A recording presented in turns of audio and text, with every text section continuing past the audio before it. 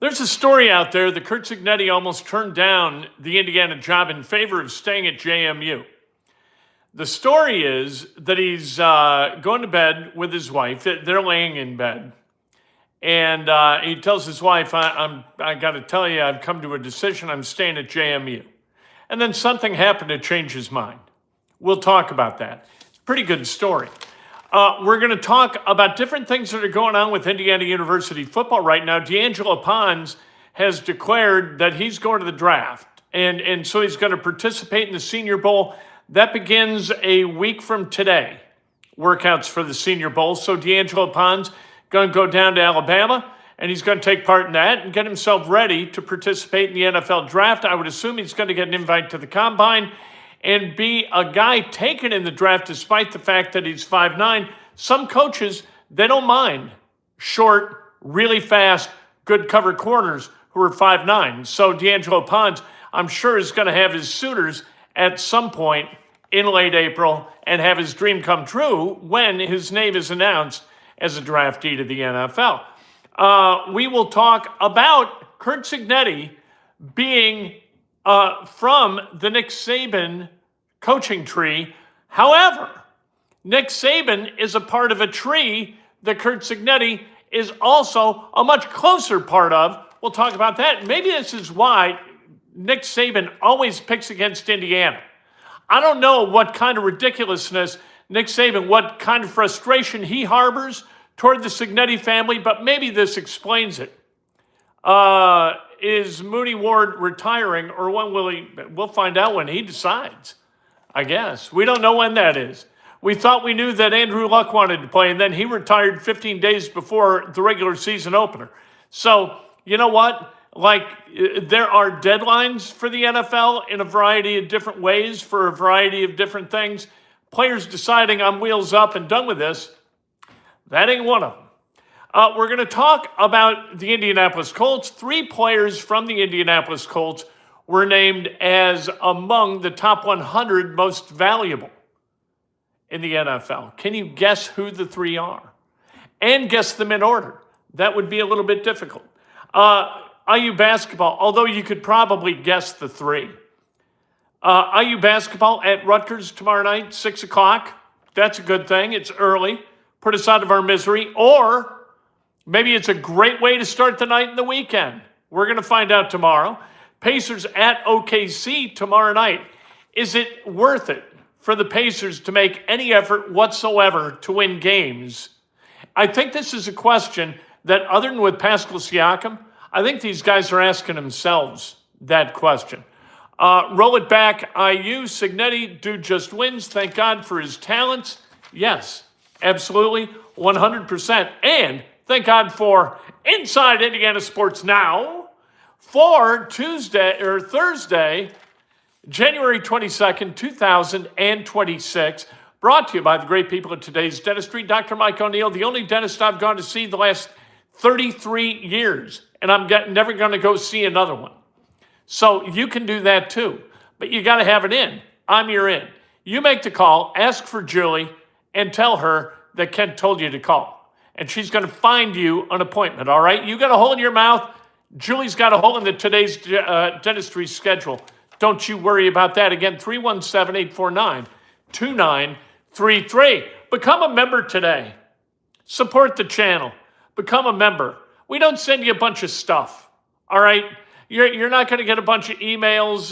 There's none of that. We do a members-only chat on Saturday mornings that you're invited to as a member, whether you're a Breakfast Buddy member or all-meal deal. We were giving out books. My book, Oops, The Art of Learning from Mistakes and Adventures, because I've authored a lot of mistakes and a lot of adventures, and I've learned from every one of them, and I chronicle 37 in this book, and it's a fun read. It's a bathroom read. You go in there to take care of your business, you read a chapter. 37 businesses, you're done with the book. It's that easy. I got to order some new ones. So if you become an all-meal deal member, I'll tell you what, here's what we'll do. When we get to 2 new all-meal deal members, I'm going to order another 50 books. All right, but we got to get to 10 new ones, and I'll send you a book. How about that? But we're doing it in groups of 10 because I'm in the mailbox more than I'm home or at the post office. become a subscriber and you can win a prize. At the end of the show today, we're giving away this national championship shirt. This is an XL. This is a hell of a shirt. This is very heavy. It's going to keep you warm, this t-shirt will. It's that well made. That book rocks. Brian has read it. Brian is a member. He would know. We're going to give the fabulous prize wheel a spin. Here's our practice spin to make sure that the wheel is calibrated and balanced. It is. See how this thing's right in the middle? That's how you know if this practice, Joe Large would have been the winner. So Joe Large, you know you're on here, and Joe watches all the time. Needed for the 2026 IU football team. You know what? You always need depth, right? I think they got the D-line covered. I think with Pons leaving, do you have enough corners? Maybe. You know, that offensive line was a little bit old. And so what we don't know is where the depth of this team stands. Like with the NFL, we know. Like at tackle for the Colts. You know, you've got Travis. If Braden Smith retires or jumps to another team, you know you've got Travis, and you know you've got Blake Freeland behind that, and so you know what the depth pieces are. We've got an idea whether they can play. We don't have that knowledge with Indiana football. They might have a guy. Like we didn't know whether Daniel Ndukwe was going to be able to play when they started losing edges. And Ndukwe wound up being a guy who took some snaps there. Landino moved outside a little bit. You thought, okay, I know Landino, but we didn't know Ndukwe. So how are we supposed to know whether he was going to be able to play or not? You know what I mean? So you kind of got that. They need a running back. They got one. They got Turbo out of Boston College. They got a wide receiver, which you're going to need because Surratt is gone and Cooper is likely gone. Charlie Becker, likely going to be back. I would assume he's going to be back, but they went and got the kid from Michigan State, so you feel good about that, and then you feel good about Hoover at quarterback. So as long as they adequately replace Fernando Mendoza, I think they're in pretty good shape, and a lot of people share that opinion. Indiana, they believe, is going to be a top 10 team next year and make the college football playoff again. We hope so. Curt Cignetti's got a big challenge ahead of him in getting that done. Again, become a subscriber. When you become a subscriber, you're eligible to win prizes like we will give away at the end of the show. You also must use the phrase that pays. There is no phrase that pays right now because we don't have another prize to give. I got to go get prizes, and I'm going to get prizes. You'll see. But we don't have one now, and without a prize, I'm not going to give you a phrase that pays and have you enter. Well, why wouldn't I? What kind of asinine, cockamamie nonsense is that? How about hoop, Hoosiers? Because now we're locked into basketball season for tomorrow night, and we're going to talk about that. I hope everyone's having a stellar day. I hope you are, Brian. Thank you. According to reports, smash a like button. Did I say that? According to reports, Curt Cignetti had decided he was going to stay at JMU because they were coming to him with a really nice extension that was going to make him the highest paid coach in the Sun Belt. And he thought, this is an elite job. I'm turning this into an elite job. I love the kids. I love where we are. There's a great university and a great program, and I got this thing up and rolling. And then Scott Dolson called. And Scott Dolson said, Curt, you're going to be the next Indiana football coach, and we're going to shock the world. Clever, right? The presumptive close. Not, hey, Curt, how would you like to? Or, Curt, I'm offering you this job. Are you going to take it? No. Scott Dolson says, Curt, you're going to be the next Indiana football coach, and we're going to shock the world. And right after he told his wife that he was going to stay at JMU, Curt said, your expletive deleted, right we are, and hung up the phone. There you go. That's how it happened. If Dolson had been not working with the presumptive close there, maybe Cignetti gives him a window to say no. Well, what do you think about the job, Curt? Maybe he doesn't take the job. And the world changes in the state of Indiana, the city of Bloomington, and Indiana University forever. This brings us to Curt Cignetti's biggest challenge that is on the docket. This offseason, he's going to have to do something he's never had to do. And that's get the attention of his roster after they have accomplished everything that they dreamed of while working their ass off. Like, they worked hard this last year. There was optional work being done, voluntary work being done, not mandated by the coaches, not suggested by the coaches, just these guys knowing that they had to get into the Mellencamp Center and work out hard all the time in order to achieve their dream. Now that dream is achieved, you got to gin that up again. And that is really, really hard. People who have gotten to the finish line, they think that was the finish line. Woo, we won. And you exhale. You don't wake up the next morning after you win the national championship and say, hey, we got to get going. We got to win a national championship. You say, man, I can't wait to Saturday when we have this big celebration at Memorial Stadium. I can't wait to get back on campus. We are going to be the kings of Bloomington for this short window, and we are going to enjoy it. Stephanie says, once you get the taste for winning, you never lose it. That's true. But it takes a coach to come in and rewire that hard drive a little bit, get out the soldering iron, get in there. Hey, you're too fat, you're too happy, you can't be satisfied. Now we do it again. I don't think Cignetti's going to have any problem with himself. I don't think he's satisfied. He's working on next year right now, as I'm talking. He's working on next year. How do I know? Because he's always working on next year. He was going to take Tuesday off, get back at it yesterday. He's still doing it today. We'll see who they get in the portal next. There's going to be a big portal portal announcement that will drop, and we'll find out that Indiana got somebody exceptional to come in, and let's see if some of the new blood can come to Bloomington and breathe some life into these guys who are kind of kicking back right now and enjoying themselves a little bit. We'll see about that. Omar Cooper, he is right now at the Academy Sports and Outdoors store until 6 o'clock down in Bloomington. There are guys everywhere, signing stuff, doing stuff. They're making a little bit of money. That's a good thing. You get to go meet these guys. That's a good thing too. While Curt Cignetti is from the Nick Saban coaching tree, Nick Saban is from the Frank Cignetti coaching tree. Nick Saban was an assistant of Frank Cignetti's at West Virginia. How about that? Does that have anything to do with, did Frank Cignetti and Nick Saban not get along? Did Curt Cignetti and Nick Saban not get along? Why did Nick Saban 6 different times pick against IU and not pick IU to win once? Why? I don't really care. I don't think Curt Cignetti cares because Indiana won all those games. You know how I know that Indiana won all 6 of those games? Because Indiana won all 16 games it played. That's how I know.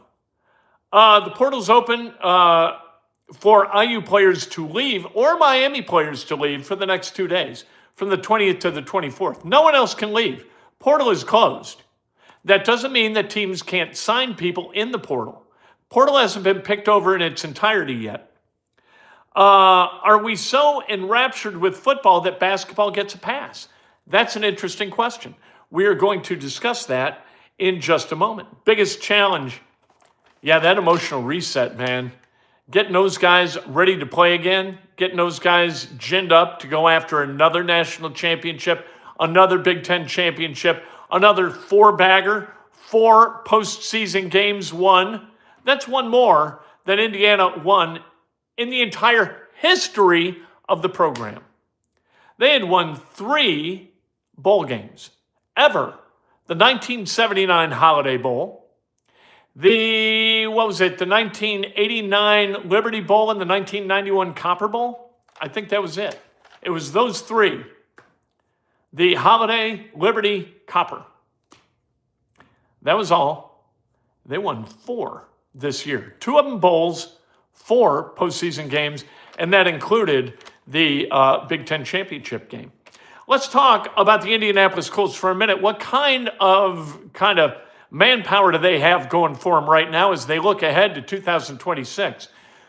ESPN released today the top 100 most valuable players, not the best players, but the most valuable players. There's a difference in the NFL. Daniel Jones, number 45. Quentin Nelson, number 63. And you also had Jonathan Taylor, number 91. That's not too many. That's about 32 teams, 3 per team. That gets you to 96, right? That isn't the best players in the NFL. It'll be interesting to see, like Daniel Jones is not going to be on the list of the top 100 players in the NFL. He's not. Quentin Nelson, I think, has a chance. And I think that Jonathan Taylor has a pretty good chance. And then you got to look at a guy like Alec Pierce. Maybe he's a wild card when the NFL puts out its top 100. And speaking of Alec Pierce, what the hell are you going to do? Alec Pierce, people are saying, agents are saying that he could be worth, and agents are always inflating it a little bit, but $30 million a year, 3 years, $30 million, maybe 62 guaranteed, something like that. That is a lot of cash. Are the Colts willing to pay it? I don't think they are. They can't lose Alec Pierce. What do you do without Alec Pierce? You've got Josh Downs, you got Michael Pittman Jr. Michael Pittman Jr. in that back, that's a tough deal. And he's $29 million against the cap next year. That's going to have to be renegotiated if he's kept. There's $5 million in dead cap. So if you cut Michael Pittman, you're on the hook for the $5 million against the cap, and that's it. That's $24 million in cap savings. I think that $24 million is probably more valuable to you as a Colts organization than the person, Michael Pittman Jr., and his ability to play. He's not a one receiver anymore. I don't know whether Alec Pierce is a one. They don't treat him like a one. They don't target him like a one. But he had over 1,000 yards receiving, and he averaged better than 20 yards per catch. The last guy, I think this is true, the last guy to average 20 yards per catch and lead the NFL for 2 straight seasons, Alvin Harper was that guy back in the early 90s. Alec Pierce is kind of a unique guy, kind of a unicorn. And we'll see what the Colts do about this, but I don't think you want to move forward into your last year as a general manager and your last year as the coach of the Indianapolis Colts without keeping a guy that you got who is really damn good. Tyler Warren, maybe Tyler Warren winds up being a top 100 guy. That'd be interesting. Is Cooper signing footballs, pictures and jerseys? I don't know. They say he's available for autographs. That's what the press release said. So you can bring your own, you can buy something there, whatever you want. And he's there until 6 o'clock. IU basketball at Rutgers tomorrow night. Where are we with IU basketball at this point? Like, we've been so focused, hyper-focused on Indiana football that we really haven't given a lot of thought to basketball, especially since they started losing in bulk. 4 games in a row they've lost, and if you lose against Rutgers, I was on with Dan Dockich today, and we had a power hour on the Dan Dockich show from 2 to 3 this afternoon on his radio show on 14:30 a.m. in Indianapolis. And I haven't seen Rutgers play because I'm not psychotic.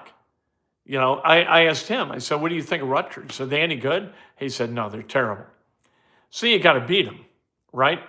Got to win that game. Are we there yet with this team? Are we there yet with Darren DeVries, where because of football, we kind of gave them a pass a little bit? Are we now kind of locked in? Are we willing to be critical? Or are we still going to be patient? And are we going to be joyous? And if they lose, we say, well, you know what? They lost. What the hell? I guess that's the way it goes. Are we there with Indiana basketball? Are we apathetic about the results of the games? I'm not. I thought maybe I would be. And then they played Iowa. And I said some things about one of the players that I'm not proud of. That's what we get. We get angry about things. IU basketball is a basketball case now. They are, Brian. They don't play well. Honestly, who cares? But there's nothing to watch now. That's quite true. What else we got to do with our time? I don't like being mean is kind of the point. When like doing a post-game video, I do it like the second the buzzer goes off. If we know what happened in the game, like the game against Michigan, you knew. That game was over. So I was ready to go. As soon as the buzzer sounded on the television, boom, we were live from the big studio. What are you going to do? You know, I got angry. I got angry after the Iowa game because they lost at home. And I said some mean things. I don't like saying mean things. I don't think it makes the experience of being an Indiana basketball fan better, or being a player or being a coach. I've had players get kind of red-assed with me, but I thought it was fair, and especially fair now that they get NIL cash. They're being paid handsomely to play basketball at Indiana. That gives them a certain accountability, I think, that I was willing not to exploit, but to assert. And I did. But I didn't feel good about it because whether somebody's being paid or not, I don't like being mean. You know, we can talk about the game without being mean about the players, right? Pacers at Oklahoma City tomorrow night. Is there any point in winning other than Pascal Siakam? I don't think anybody's playing hard enough to win, to tell you the truth. To reach a 10 seed in the NBA playoffs, get into that little play-in thing and play against the 7. Based on last year's schedule and the team that came in 10th, which I think was the Bulls, the Pacers would need to finish the season on a 29-8 run. I like to be optimistic. I cannot gin up that level of optimistic. We didn't know about Charlie B halfway through the season. Crazy. That's right. Charlie Becker. What a revelation, that kid, right? My God.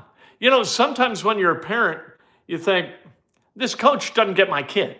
If this coach only got my kid and understood what my kid could do for his program, man, I don't know how to communicate with him any better so he would get it. That's what the Becker family, I guarantee you, that's what the Becker family was thinking. And then all of a sudden, whap! Surratt gets hurt and Becker flourished. And it was awesome. And really gave them that third receiver that they needed. And Surratt, Cooper, and Charlie were awesome in those roles. Brian says Pacers are a lost cause. Scrap heap this year. Hope for a good draft. Absolutely. Will Gary Sheffield make it into the Baseball Hall of Fame? I think so. I think he will. You know what? If Andrew Jones and Carlos Beltran can make it to the Hall of Fame, I think Gary Sheffield ought to. Hoop hoop Hoosiers. Thank you, Brad. All right, you ready to win? If you have entered, it is entirely possible that one of these tickets has your name on here. Hope your day's great, JD's. JD's Takes. And so this is a $60 t-shirt. I never heard of a $60 t-shirt other than like those fancy Vuari t-shirts or the Lululemon $80 t-shirts. This one, this is substantial. This is what the players were wearing after the game, for God's sake. National champions, let's go.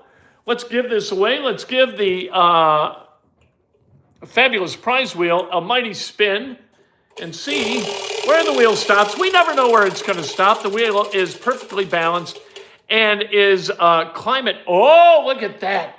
That's never happened before. That's right in the middle. No, it's not. It's on the, on the blue. Sorry, who was it?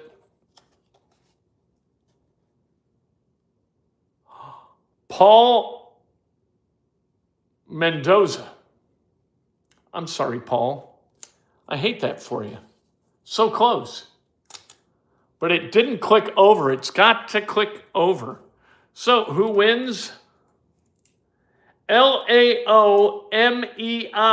1855. I'll make you this deal, though.